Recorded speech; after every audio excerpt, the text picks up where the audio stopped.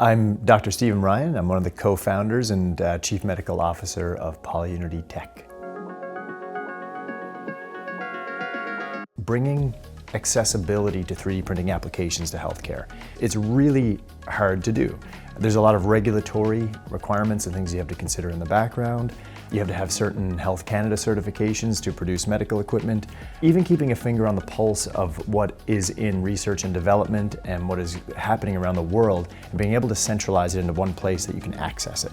The key moment that gave me the idea for this was actually around the same time in 2014, NASA was 3D printing on the International Space Station. They had a problem that they didn't have a tool for, so they contacted their engineers on the ground. They designed it and beamed it up to the International Space Station, printed it on a printer and fixed the problem. Going around rural areas of Newfoundland and Labrador, some places are fly-in only, boat-in only, and as far as I was concerned, it was no different than the International Space Station. So if you can do it there, why not put printers around and try to teleport medical equipment? Tackling the Canadian healthcare marketplace is a really challenging thing to do.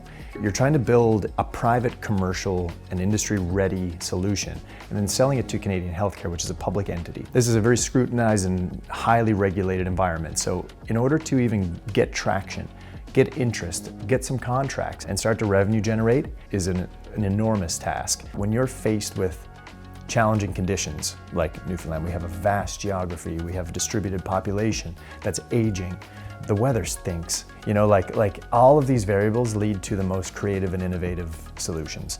And if you can figure it out here, typically in my experience, it can scale and work anywhere else in the world.